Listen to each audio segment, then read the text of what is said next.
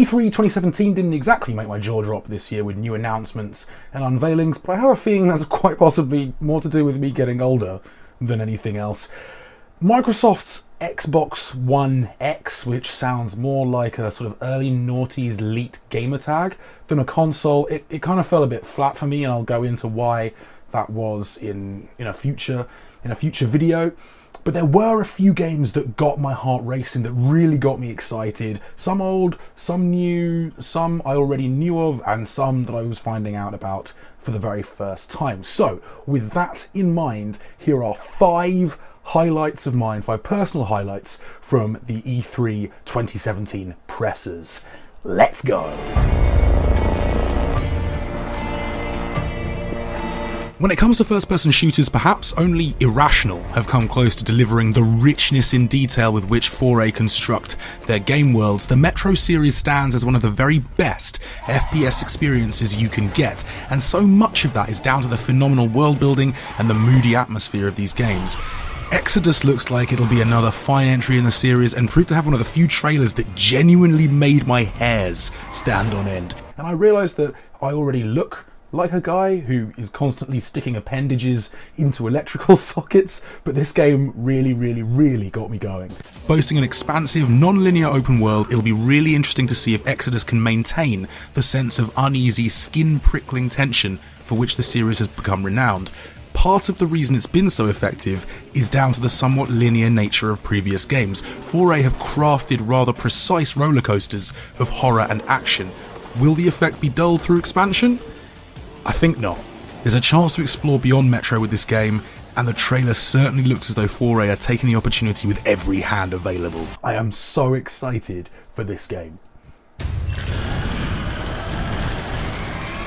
Look, I'm going to level with you. It's one of the best games of all time getting an actual proper remake, and I'm not counting the PS3 remaster, which was nice, sure, but only really gave Shadow of the Colossus a spit and a polish.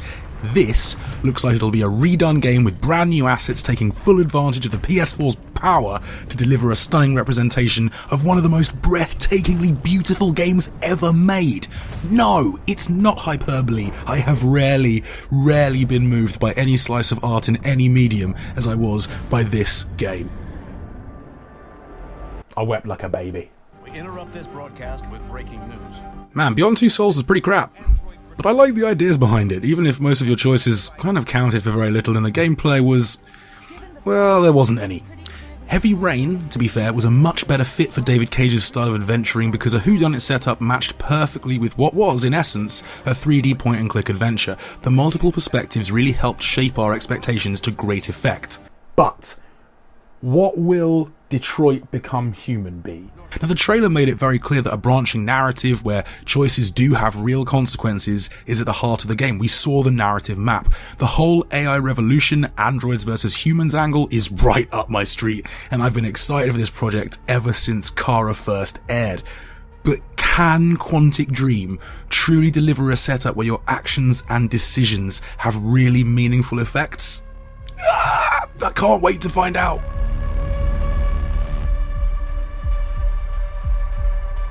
Spider-Man does whatever Batman can.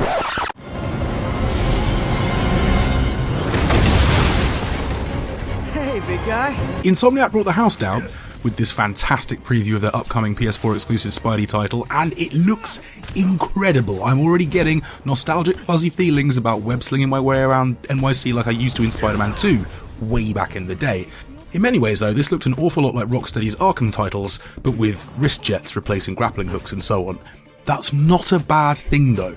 Level design will be key, as will keeping those quick-time event sections to a relative minimum, but there's real potential, there's real promise here. The gameplay shown looked absolutely gorgeous. It looks really action-packed, really varied as well. The acrobatic fights were just amazing, with just the right amount, just the right Salt Bay sprinkling of slow-mo in there for emphasis. Really excited for this one. And with Homecoming this summer, man, oh, it's gonna be a good year for Spidey fans. Spider-Man. Na, na, na.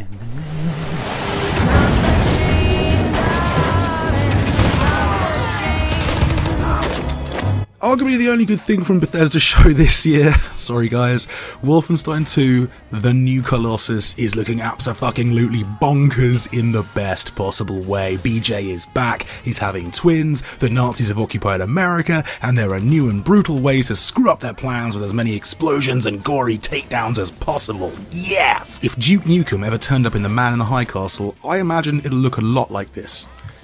What's perhaps even more bizarre is that this game appears to have triggered a bunch of actual white supremacists who've been sounding off in the official trailer's comments section on YouTube. It's sad, it's pathetic, a lot of the stuff they're saying is grossly offensive, but it's really difficult not to stifle a little laugh at massive racists being outraged at a video game where you fight against an army of massive racists. I mean, who would have thought that Wolfenstein would be the poster series for social justice warriors? But then again, it kind of completely makes sense. After all, BJ is sort of the ultimate social justice warrior. Quite literally, he's a warrior who fights Nazis in the name of freedom, liberty, and social justice. I mean, he's one of the best social justice warriors, in fact. Love it. Love it. So those are my shouts. How about you folks? Shoutouts go out to Cuphead and Beyond Good and Evil 2. Really going to be intrigued when we see some gameplay for the latter. Oh, that's going to be good. But yeah, there are a few little clickables up at the side of my head. Do check out some of my other videos and let me know in the comments what you thought of E3 this year, what you're looking forward to. I will see you in the very near future. As I say, there's a vid coming on the new Xbox. So yeah, look out for that. And yeah, let me know what you want to see on the channel. But cool, yeah. Thanks for watching. Hit subscribe if you haven't already. I will see you very soon. Till then,